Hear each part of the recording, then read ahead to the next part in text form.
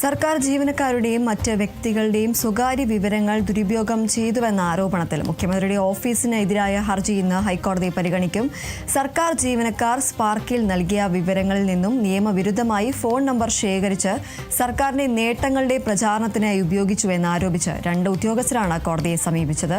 വിവരങ്ങളുമായി ആന്റണി ജോർജ് ചേരുന്നു. ആന്റണി, ഈ ഒരു സർക്കാരാണ് എതിർകക്ഷിയായിട്ട് നിൽക്കുന്നത്. ഈ ഒരു സംഭവത്തിൽ സർക്കാരിനെതിരെ 2 ഉദ്യോഗസ്ഥരാണ് മുഖ്യമന്ത്രിയുടെ ഓഫീസിനെതിരെ ഹർജി നൽകിയിരിക്കുന്നത്. ഈ ഹർജിയാണ് ഇന്ന് ഹൈക്കോടതി പരിഗണിക്കുന്നത്. കൂടുതൽ വിവരങ്ങൾ എന്തൊക്കെയാണ്?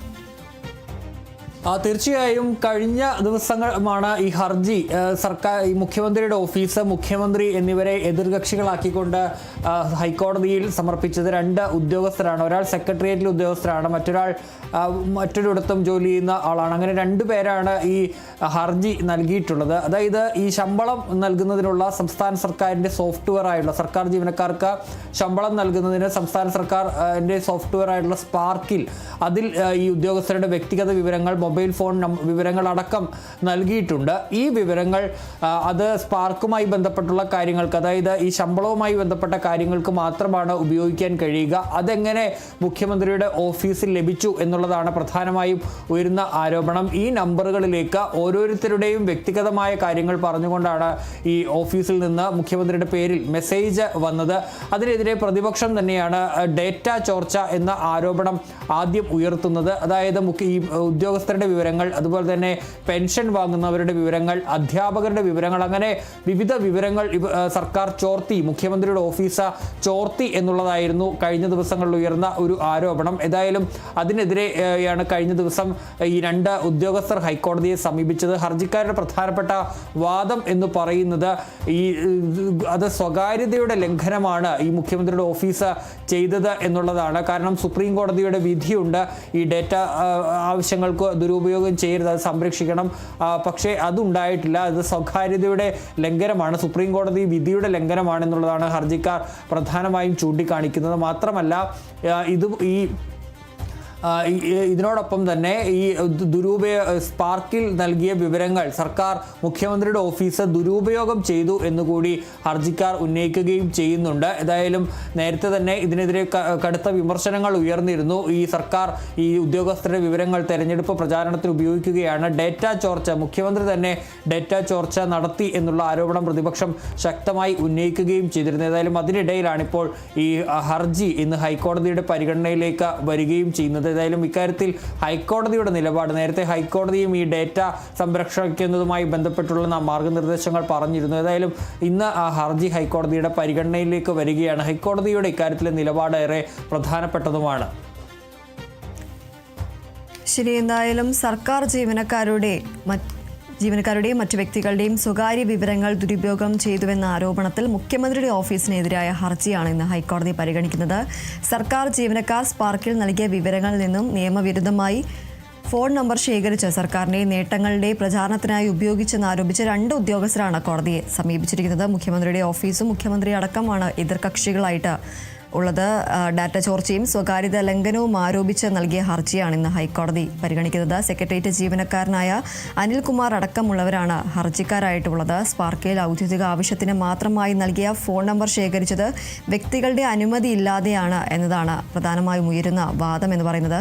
സ്പാർക്കിൽ നിന്നും മുഖ്യമന്ത്രിയുടെ ഓഫീസിന് വിവരങ്ങൾ കൈമാറിയത് സ്വകാര്യത ലംഘനമാണെന്നും ഒരു രാഷ്ട്രീയ പാർട്ടി തെരഞ്ഞെടുപ്പ് നേട്ടത്തിനായി വിവരങ്ങൾ ഉപയോഗിച്ചു എന്നതുമാണ് ഹർജിയിൽ വാദിക്കുന്നത്. നടപടി തടയണമെന്നും സ്വകാര്യ വിവരങ്ങൾ അനധികൃതമായി ഉപയോഗിച്ചതിന് നഷ്ടപരിഹാരം നൽകണമെന്നും മുഖ്യമന്ത്രി പിണറായി വിജയനെ അടക്കം എതിർകക്ഷികളാക്കി സമർപ്പിച്ച ഹർജിയിൽ ആവശ്യപ്പെടുന്നുണ്ട്. ആന്റണി ജോർജാണ് വിവരങ്ങൾ നൽകിയത്.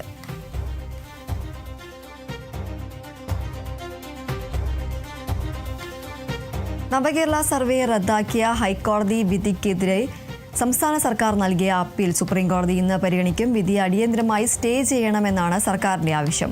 ചീഫ് ജസ്റ്റിസ് അധ്യക്ഷനായ ബെഞ്ചാണ് അപ്പീൽ പരിഗണിക്കുക. ആന്റണി ജോർജ് ചേരുന്നു വിവരങ്ങളുമായി. ആന്റണി, നവകേരള സർവേ റദ്ദാക്കിയ ഹൈക്കോടതി വിധിക്കെതിരെയാണ് സർക്കാർ സുപ്രീം കോടതിയിൽ അപ്പീൽ നൽകിയിരിക്കുന്നത്. ആ അപ്പീലാണ് ഇന്ന് സുപ്രീം കോടതി പരിഗണിക്കുക. കൂടുതൽ വിവരങ്ങൾ എന്തൊക്കെയാണ്?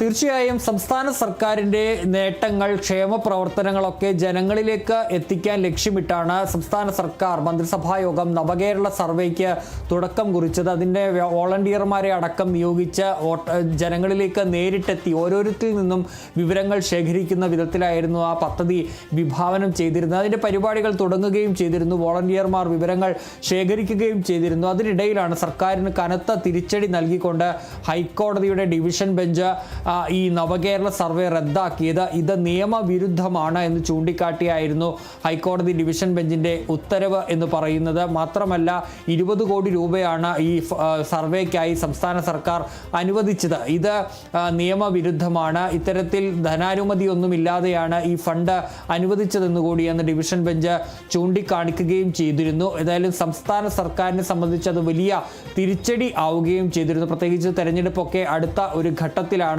സംസ്ഥാന സർക്കാർ ഈ പദ്ധതി കൊണ്ടുവരുന്നത്. ഇത് പക്ഷേ അത് റദ്ദാക്കേണ്ടി വന്നത് സർക്കാരിന് വലിയ തിരിച്ചടിയാകുന്ന സാഹചര്യത്തിലേക്ക് എത്തി. അന്ന് ഈ KSUവിൻ്റെ സംസ്ഥാന പ്രസിഡന്റായിട്ടുള്ള അലോഷ്യസ് സേവ്യർ, അതുപോലെ തന്നെ കോൺഗ്രസിൻ്റെ എറണാകുളം ജില്ലാ പഞ്ചായത്തിലെ അംഗമായിട്ടുള്ള മുബാസ് എന്നിവരാണ് ഹൈക്കോടതിയെ സമീപിക്കുന്നതും ഈ റദ്ദാക്കൽ ഉത്തരവ് നേടിയെടുക്കുകയും ചെയ്യുന്നത്. ഏതായാലും അതിനെതിരെ കഴിഞ്ഞ ദിവസമാണ് സർക്കാർ സുപ്രീം കോടതിയെ സമീപിച്ചത്. ഇക്കാര്യത്തിൽ സർക്കാരിൻ്റെ ആവശ്യമെന്ന് പറയുന്നത് അടിയന്തരമായി ഈ ഹൈക്കോടതിയുടെ വിധി സ്റ്റേ ചെയ്യണം എന്നുള്ള ആവശ്യമാണ് സർക്കാർ മുന്നോട്ട് വെച്ചിരിക്കുന്ന ഒരു കാര്യം. അതായത് ഈ സംസ്ഥാന സർക്കാരിൻ്റെ ഭരണനിർവഹണപരമായ കാര്യങ്ങളിൽ ഈ ഹൈക്കോടതി കൈകടത്തി എന്നുള്ളതാണ് സർക്കാരിൻ്റെ പ്രധാനപ്പെട്ട വാദം എന്ന് പറയുന്നത്. ഇതിന് ഹൈക്കോടതിക്ക് അധികാരമില്ല, ഭരണപരമായ കാര്യങ്ങളിൽ ഇടപെടാൻ ഹൈക്കോടതിക്ക് അനുവാദമില്ല എന്നുള്ളതാണ് സർക്കാർ മുന്നോട്ട് വയ്ക്കുന്ന പ്രധാനപ്പെട്ട വാദം. മാത്രമല്ല ഈ ഹൈക്കോടതിയുടെ വിധിയിൽ പൊരുത്തക്കേട് ഉണ്ട്. അതുകൂടാതെ ഒരു രാഷ്ട്രീയ നേതാവ് അയച്ച കത്ത് ചൂണ്ടിക്കാട്ടി എങ്ങനെ ഈ ഇത്തരത്തിലൊരു വിധി നൽകാൻ കഴിയുമെന്നൊക്കെ ഈ ഹർജിയിൽ സർക്കാർ ചോദിക്കുകയും ചെയ്യുന്നുണ്ട്. ഏതായാലും സുപ്രീം കോടതിയുടെ ഇക്കാര്യത്തിലുള്ള നിലപാട് ഇന്ന് വാദം ആണ് ഇതിൽ നടക്കുക. ഒരു തീരുമാനമുണ്ടാവുകയില്ല.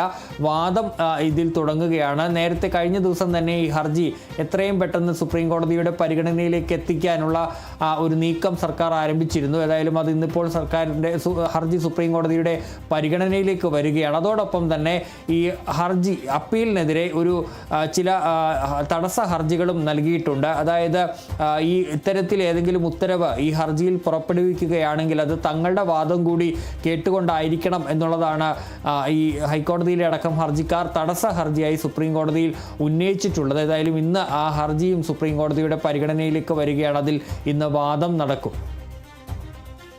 ശരി, നവകേരള സർവേ റദ്ദാക്കിയ ഹൈക്കോടതി വിധിക്കെതിരെ സംസ്ഥാന സർക്കാർ നൽകിയ അപ്പീൽ സുപ്രീംകോടതി ഇന്ന് പരിഗണിക്കും. വിധി അടിയന്തരമായി സ്റ്റേ ചെയ്യണമെന്നതാണ് സർക്കാരിന്റെ ആവശ്യം. ചീഫ് ജസ്റ്റിസ് അധ്യക്ഷനായ ബെഞ്ചാണ് അപ്പീൽ പരിഗണിക്കുക. ആന്റണി ജോർജാണ് വിവരങ്ങൾ നൽകിയത്.